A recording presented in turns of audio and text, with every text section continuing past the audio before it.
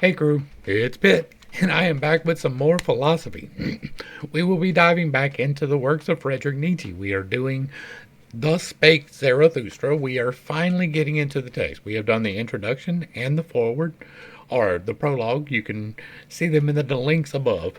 If you are unfamiliar with me, any of my unconventional beliefs, if you get lost at any point in the terminology, you can find resources in this corner here and down below, including the source material. With that being said, let's dive in and see what he has to say in Zarathustra's Discourses. Section 1, the three metamorphoses. I don't know how many of these we will get through. I will try to keep it to around an hour. The three metamorphoses of the spirit do I designate to you. How the spirit becometh the camel a lion, and the lion, at last, a child. And so we see burden, we see triumph, and then we see surrender. That's my guesses. I haven't read this. We're doing this together. So many heavy things are there for the spirit, the strong, load-bearing spirit in which reverence dwelleth. For the heavy and the heaviest, longest, is its strength. What is heavy? So asketh the load-bearing spirit. Then kneeleth it down like the camel, and wanteth to be well laden. What is the heaviest thing, ye heroes? Asketh the load-bearing spirit, that I might take it upon me and rejoice in my strength. Is it not this?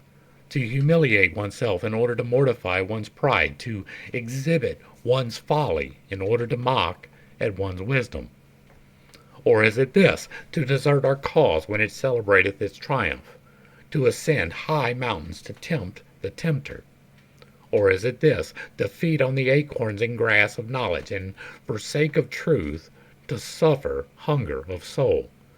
Or is it this? To be sick and dismiss comforters, and make friends of the deaf who never hear thy requests? Or is it this? To go into foul water when it is the water of truth, and not disclaim cold frogs and hot toads? Or is it this? To love those who despise us, and give one's hand to the phantom when it is going to frighten us? All of these heaviest things the load-bearing spirit taketh upon itself, and like the camel, which, when laden, hasteneth into the wilderness, so hasteneth the spirit to its wilderness. But in the loneliest wilderness happeneth the second metamorphosis. Here the spirit becometh a lion. Freedom will it capture, and lordship in its own wilderness. Its last lord it here seeketh, hostile will it be to him, and to its last god. For victory it will struggle with the great dragon. What is the great dragon, which the spirit is no longer inclined to call Lord and God? Thou shalt is the great dragon called, but the spirit of the lion saith, I will. Thou shalt lieth in its pass, sparkling with gold, a scale-covered beast, and on every scale glittereth golden, thou shalt. The values of 1,000 years glitter on those scales, and thus speaketh the mightiest of all dragons. All the values of things glitter on me. All values have already been created, and all created values do I represent. Verily, there shall be no I will any more. Thus speaketh the dragon. My brethren, wherefore is there need of the lion in the spirit? Why sufficeth not the beast of burden, which renounceth and is reverent? To create new values that even the lion cannot yet accomplish, but to create itself freedom for new creating. That can the might of the lion do. To create itself freedom, to give a holy nay, even unto duty. For that, my brethren, there is need of the lion. To assume the right to new values. That is the most formidable assumption for a load-bearing and reverent spirit. Verily, unto such a spirit it is praying, and the work of a beast of prey. As is holiest it once loved, thou shalt. Now is it forced to find illusion and arbitrariness even in the holiest things, that it may capture freedom from its love. The lion is needed for this capture. But tell me, my brethren, what can the child do, which even the lion could not do? Why hath the praying lion still to become a child? Innocence is the child, and forgetfulness a new beginning, a game, a self-rolling wheel, a first movement, a holy yea. Aye, for the game of creating, my brethren, there is needed a holy yea unto life. Its own will willeth now the Spirit. His own world winneth the world's outcast. 3 metamorphoses of the Spirit have I designated to you, how the Spirit became a camel a lion, and the lion at last a child. And thus spake Zarathustra, and at that time he abode in a town which is called the Pied Cow. And so in section 1. And this is interesting, right? Because this is the journey of the soul. But it's more than that, right? You are burdened with life. You are burdened with having to be here, and you can overcome and dismiss through the victory, and you can start anew through the child. But it's also a matter of spiritual progression, because when you do actually begin the method of spiritual possession, the first thing you do is to pick up as much responsibility as you possibly can, right? That is the key to having the positive outlook, is trying to pick up the biggest burden that you can. It is no longer seeing it as the burden, but instead seeing it, the burden, as the victory. Right? And that's when you become the lion, when you come into the full strength of your power, is when you have accepted the burden and you are charging forth to fulfill the burden, not to deny it. You have the freedom to deny it, but that's not where the strength lies. The strength lies in actually standing on the values, right? It's denying the things that are not part of your values, even if they're pleasurable, and then taking that heavy burden and creating the new life through being the bold spirit, right? To experiencing the bold, brand new thing. That's what I get from this through my particular lens, and it's not quite what he was actually portraying, right? From what I understand, like, he had started a journey that he didn't forget, and part of that may have been because of what happened to him, right? He had vascular dementia, most probably later in his life, around my age, a little bit younger than me actually, and so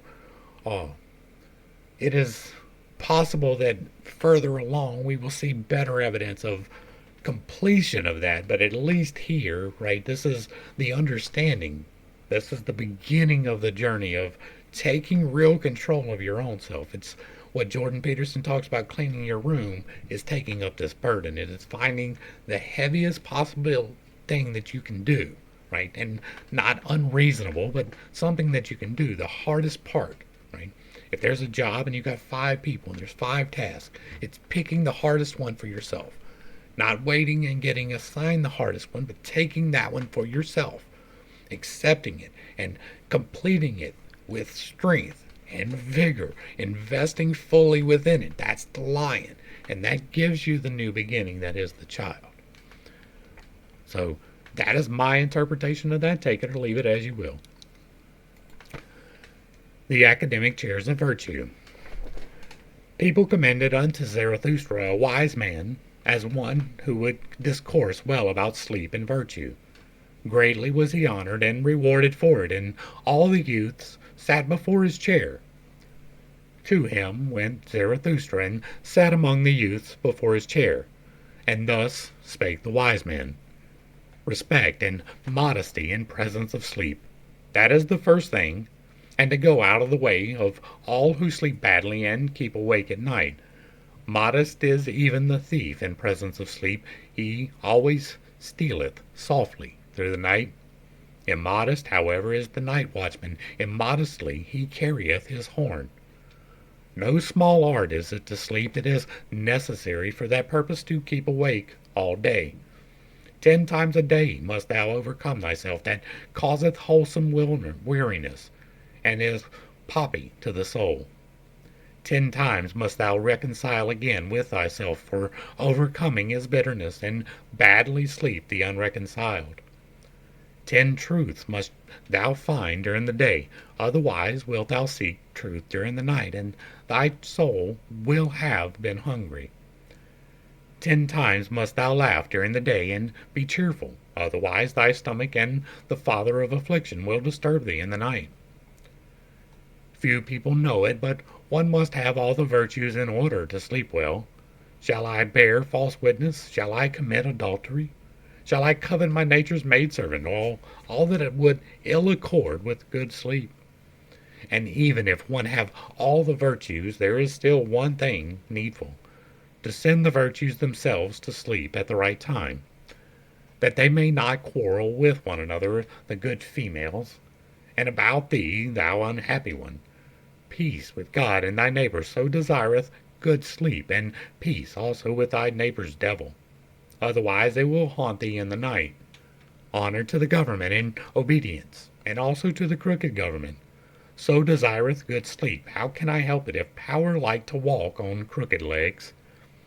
He who leadeth his sheep to the greenest pasture shall always be for me the best shepherd, and doth it accord with good sleep.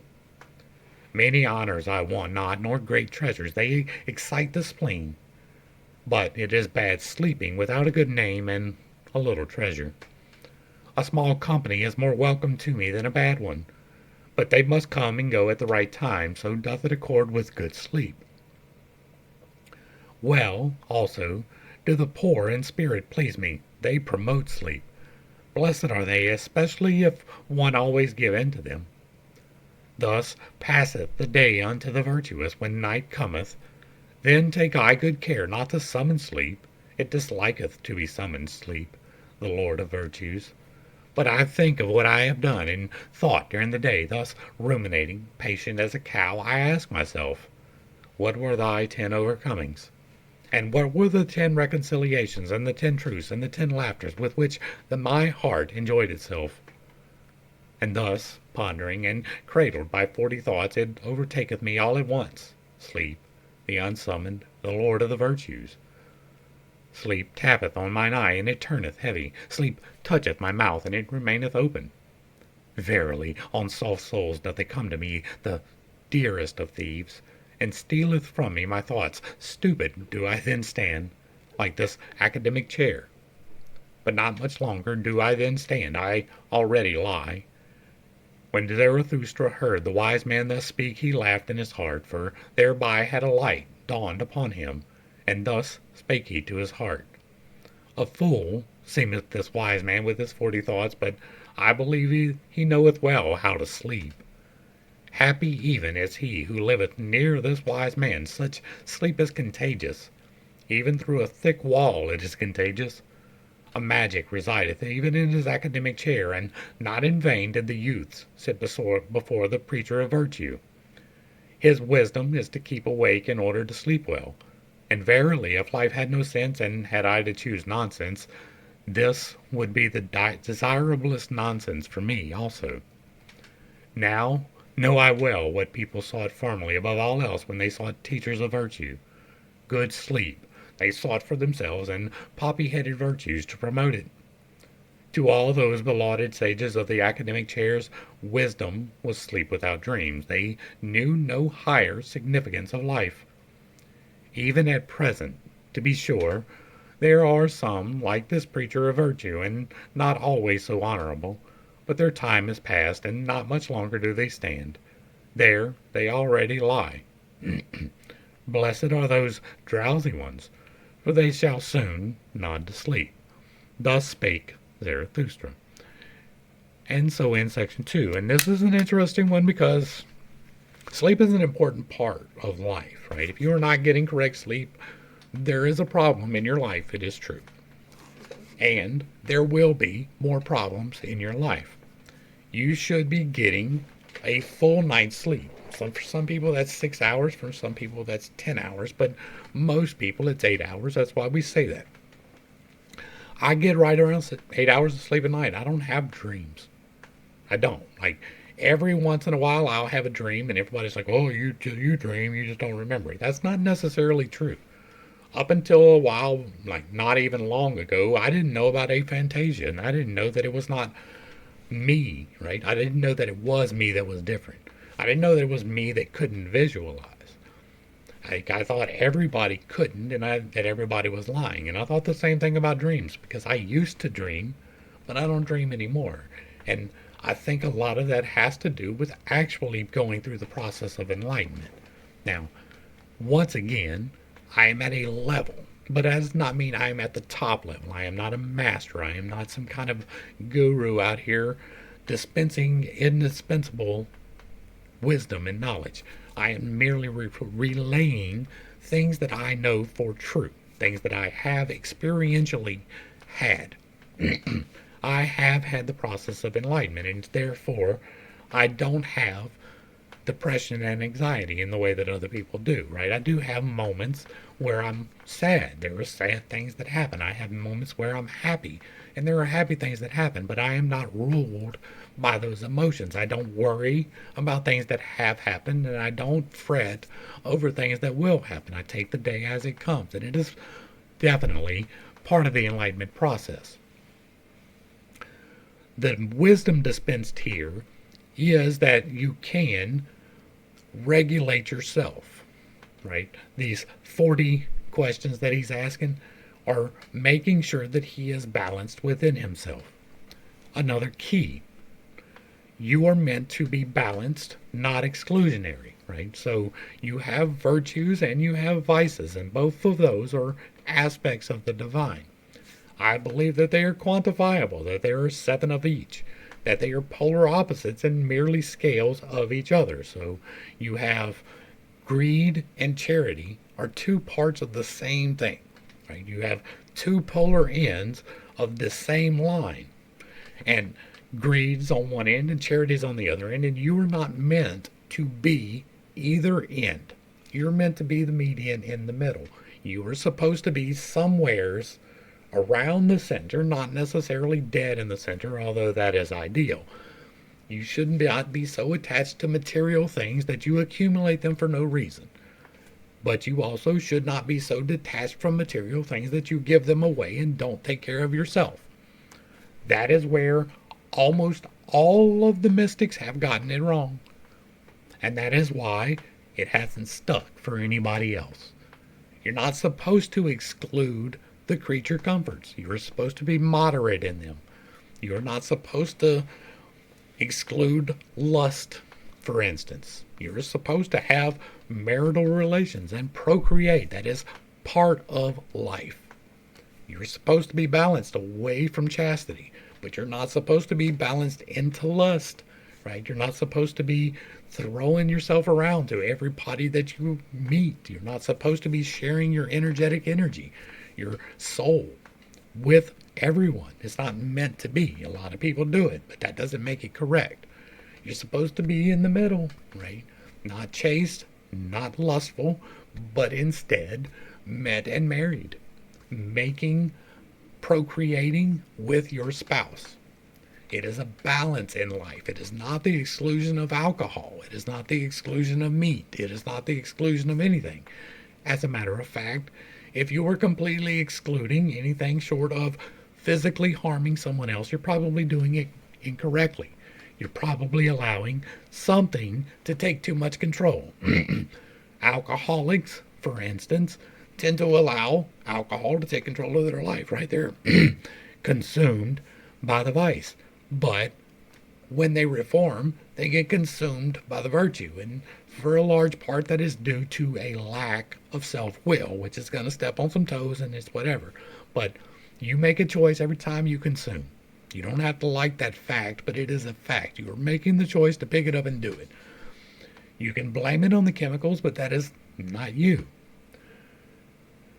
You are not meant to exclude. You are supposed to use responsibly. That's not saying that everything is meant to be used, right? I do not suggest anyone use heroin. I do not suggest anyone use fentanyl. Those have medical applications, and that is where the balance lies. It is not meant for recreation. But alcohol is. Alcohol is meant as a bodily imbibement to help you regulate your gut. Your body was evolved to drink alcohol over however long we have been evolving. Right? For as long as we've had grain and fruit, we have created alcohol from it, and your body has adapted to that. It is supposed to be part of you, but you're not supposed to let it get a hold of you. It's about balance, not exclusion. And so, what the wisdom was that if you were taking the time to acknowledge, okay, this was my pains, this was my happiness, this was the things that I have done, and you sort those out before you go to sleep, then you have a restful night's sleep. That's not a bad way to do it, right? If you are actively going through your day and picking apart the good and the bad and dealing with them now, then it doesn't become anxiety. It doesn't become depression because you have already dealt with it now. That is the wisdom that I get from this. Next up, Section 3, Backworldsman.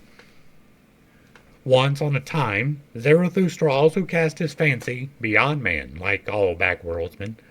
The work of a suffering and tortured god did the world then seem to me. The dream, the diction of a god, did the world then seem to me colored vapors before the eyes of a divinely dissatisfied one. That's the problem. Good and evil and joy and woe, and I and thou. Colored vapors did they seem to me before creative eyes. The Creator wished to look away from himself, thereupon he created the world. Intoxicating joy is it for the sufferer to look away from his suffering and forget himself. Intoxicating joy and self-forgetting did the world once seem to me. This world, the eternally imperfect and eternal contradictions image and imperfect image, an intoxicating joy to its imperfect Creator. Thus did the world once seem to me. Thus, once on a time did I also cast my fancy beyond man, like all backworldsmen beyond man, forsooth.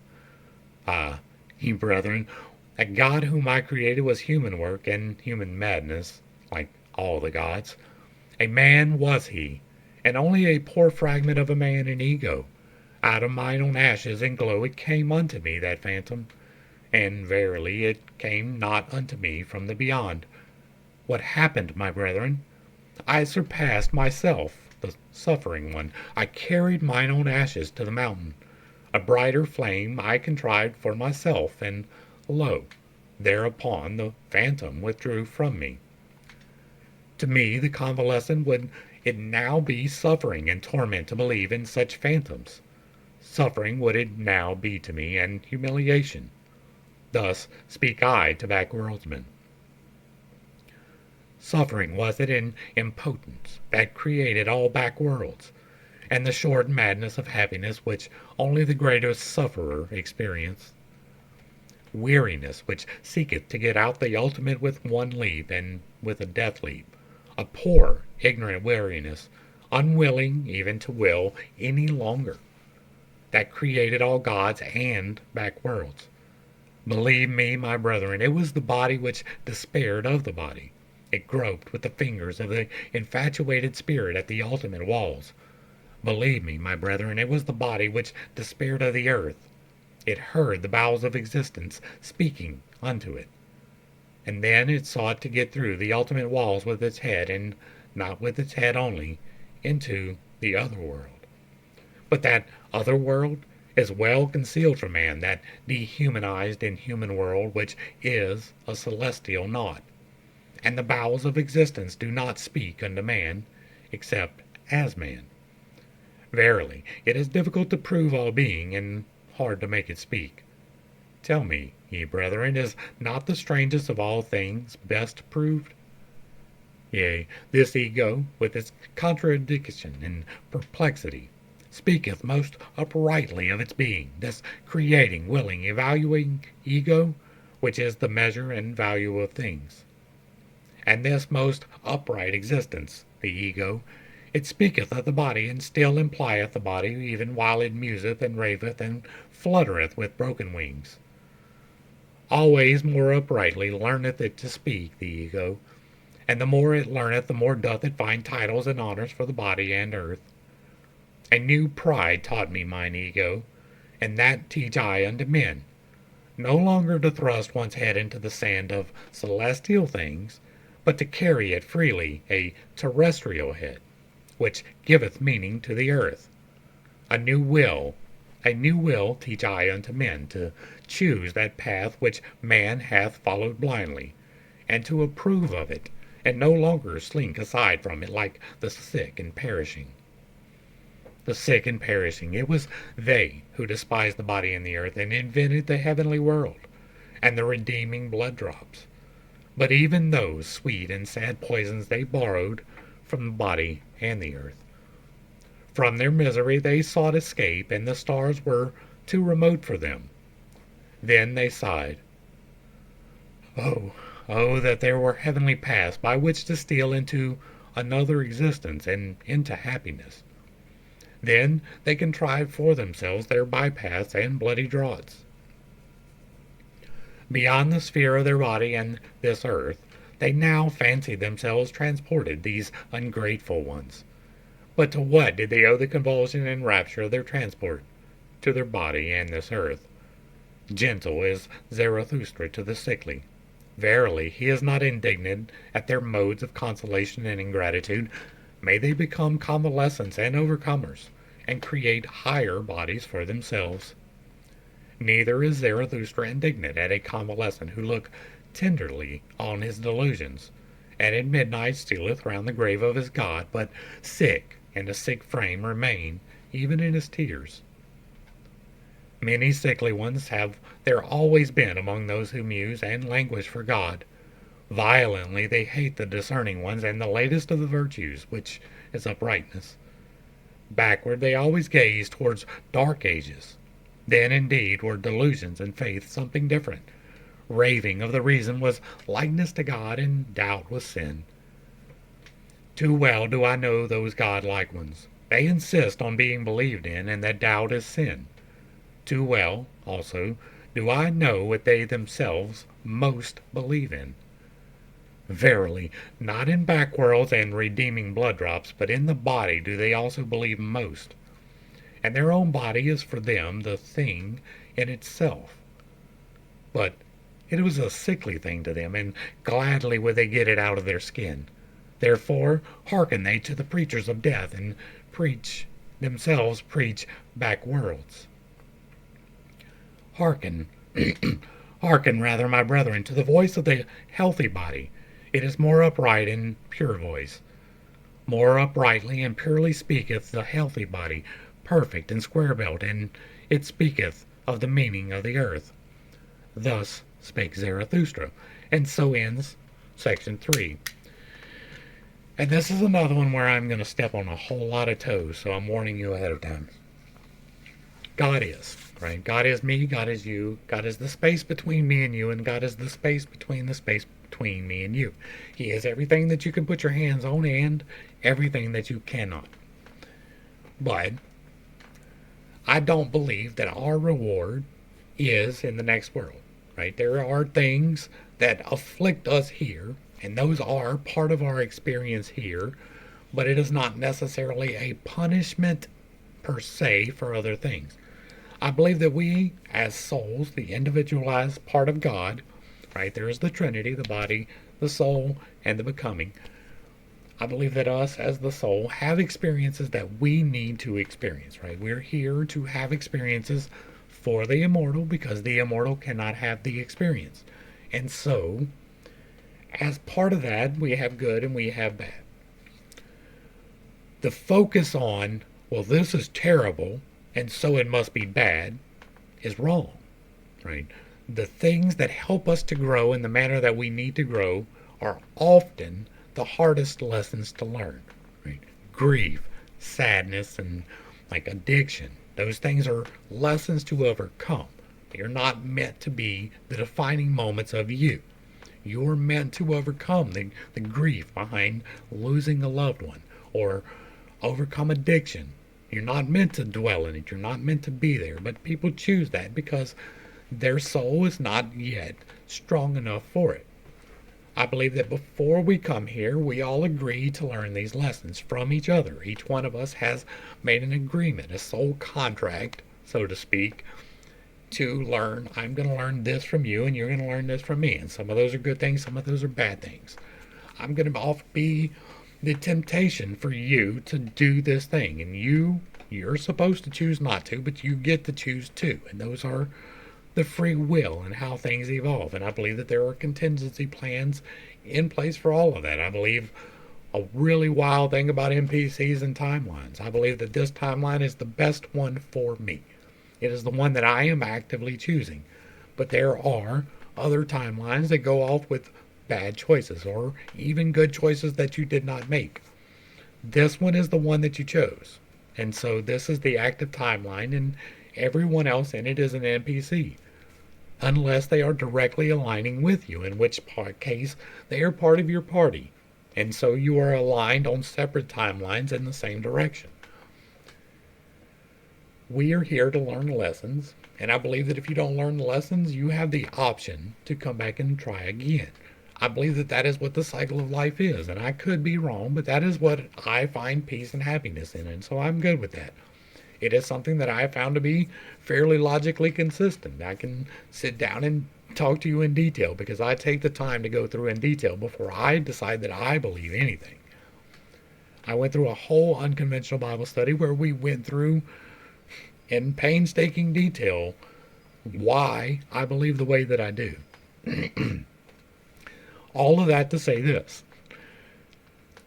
When he's talking about the faith here in the beginning of this, it is the people of the doctrine, not really of the faith. It is the people who have taken the sacrifice and said that it's enough and they don't have to change anything about them, right? They're not actually enacting the thing. But what he's telling you to do is to take charge of your life here and not to wait until later. All of these sickly people are telling you you can be sickly too. That's what most of the control systems, which are the religious overlays, are doing.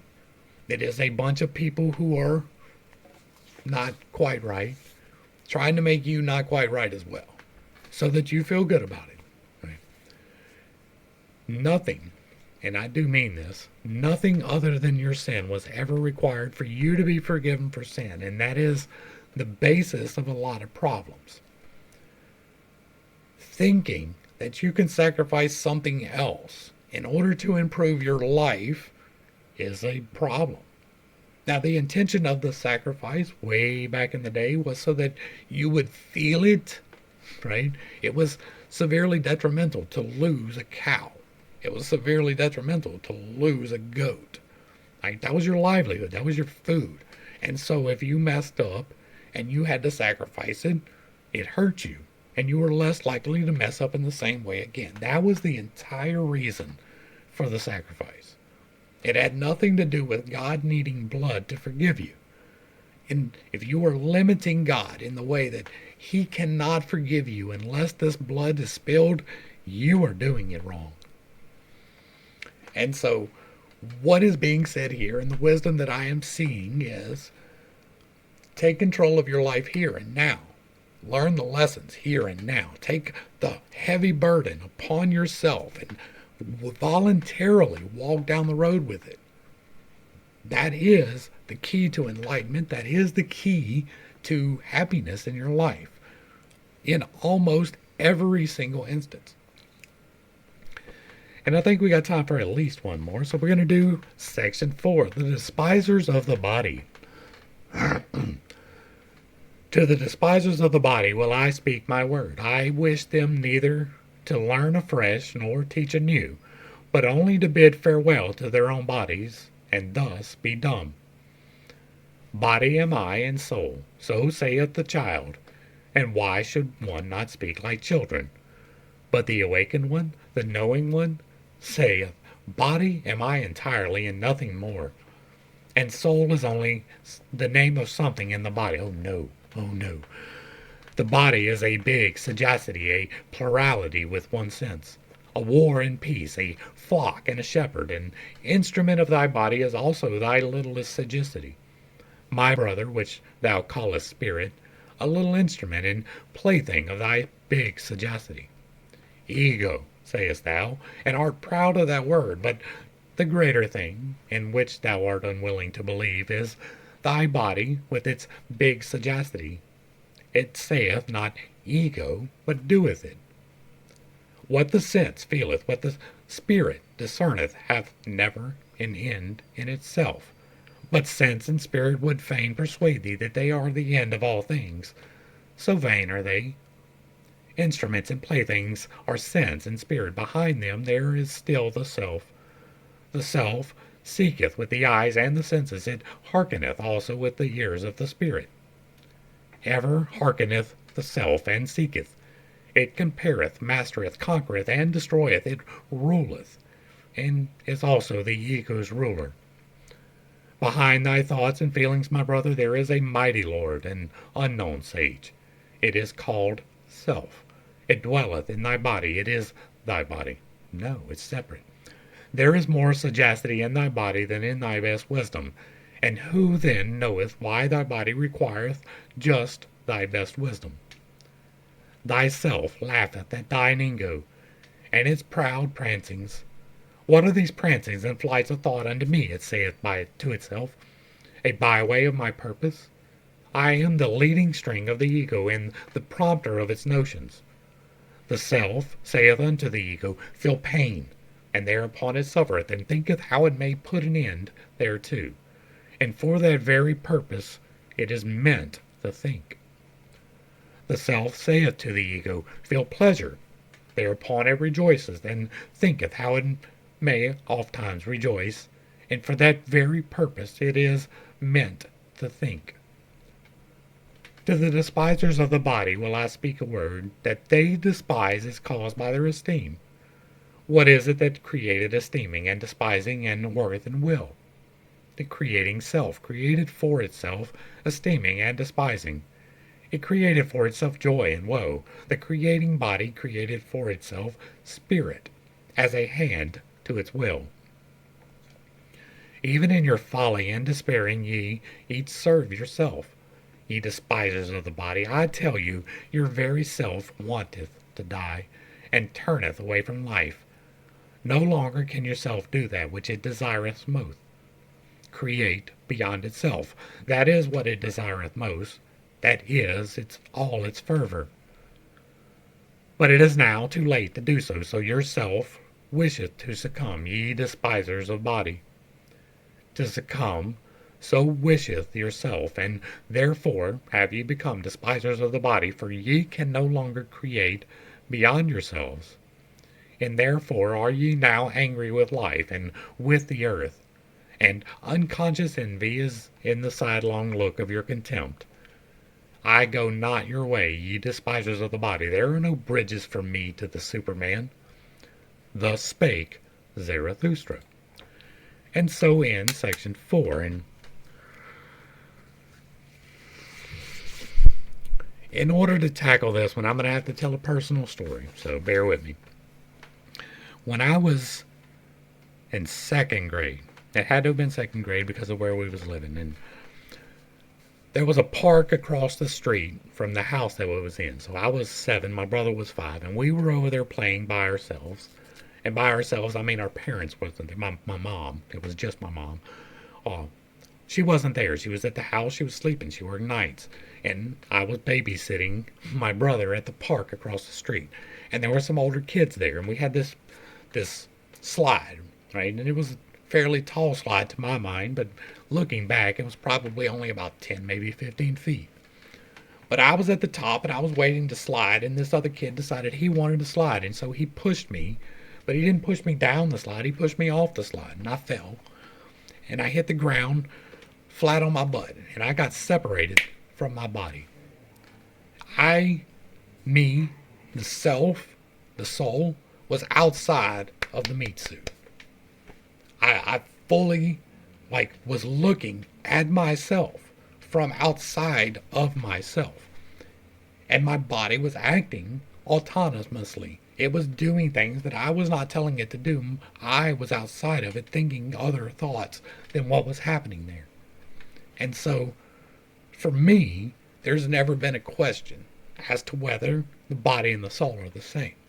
Now, this is an investment. This is something that you were meant to take care of. It is something that you were supposed to be in.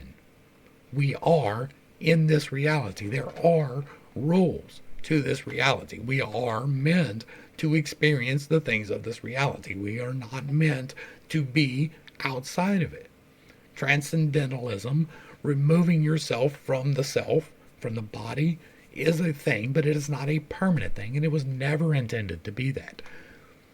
It is a temporary thing for enlightenment so that you can actually understand the separation between the body, the soul, and the spirit. You have no control over your breath. Now, you can hold your breath, right? But when you're sleeping, you don't control that. Something else does. That is the spirit. That is the becoming. That is the moving forward in time. I can tell my body to move my fingers, but unless the spirit wills it, it does not happen. Now, when you sever the energetic flows through your body, you lose the ability to manipulate this, but you can still think it, you can still tell it to happen, but you lost the spirit section. That doesn't mean that the spirit abandoned you. You still have the spirit, but you lost the connection through the spinal system, right? That is a system, and it can be broken. You can physically affect your body through sheer will. That is a possibility. You have to go through the enlightenment process to get to the point where that can happen, right? Most of us, myself included, have to take physical steps to make things happen. But it is the decision to make those physical steps that it starts the process, and while doing push-ups does work your muscles. It is your decision to make that happen that makes it happen, but the being inside, or the becoming, and you make the decisions and the becoming happens through the physical activity.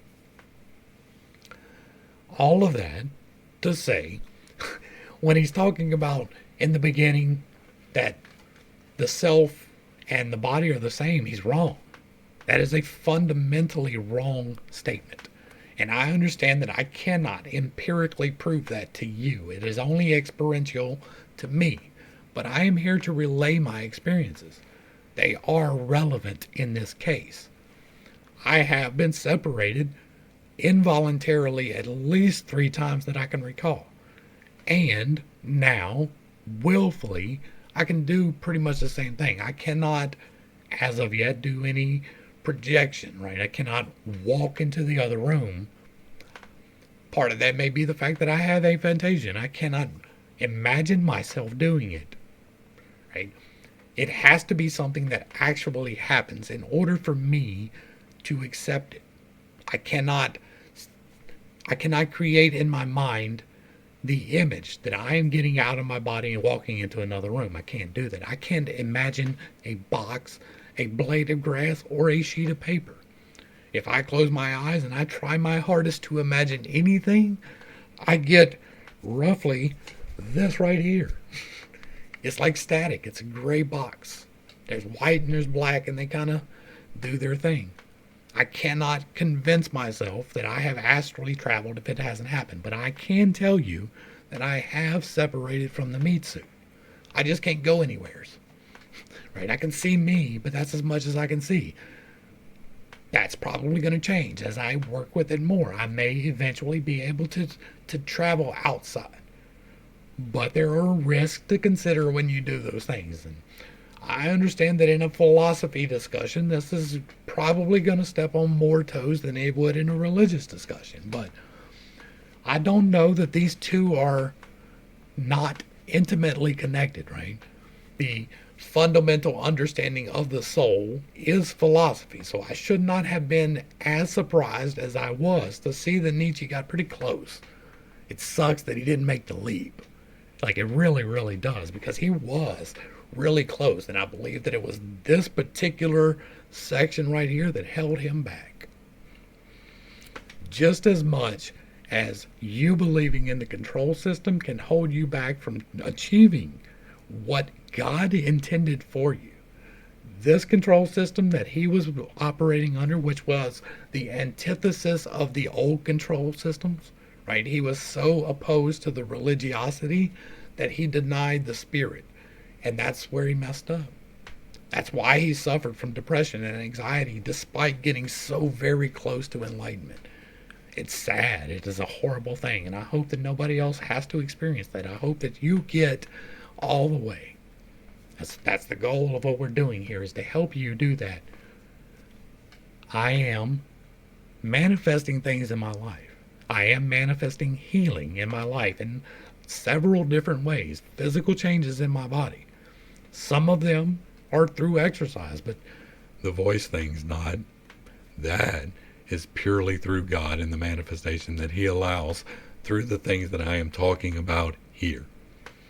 I am trying as well as I can to lay out the keys as plainly as it is possible to do.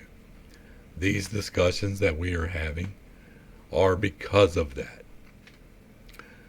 This is jumping off points for me, right? The same as the reactions was. This is something to talk about, to discuss the bigger part, the thing that other people just overlook or misunderstand or blatantly lie to you about. I cannot give you my experience. I can only relate to you that it happened. I'm not here to convince you. I'm here to tell you, and that's it. Like, I don't argue in the comments about things. I'm like, all right, cool, you're wrong, but all right. That's as most as I'll ever do in the comments, because I'm here to tell. This is a conversation in that I am open to correction, but you have to keep in mind that your correction may not be correct, and so I may not take it, but I will look at it. If you leave comments and you are attempting to correct me, I will look at your evidence. I won't look at your personal attacks. I won't look at, well, you're a fool or you're a heretic. I know these things. I am perfectly fine with these things. I am definitely the fool, and if you don't know what that means, you should check out the tarot videos. Regardless, we're going to go ahead and start wrapping this one up. I probably could have got one more in, but 4 is good. We'll let it ride at that for now.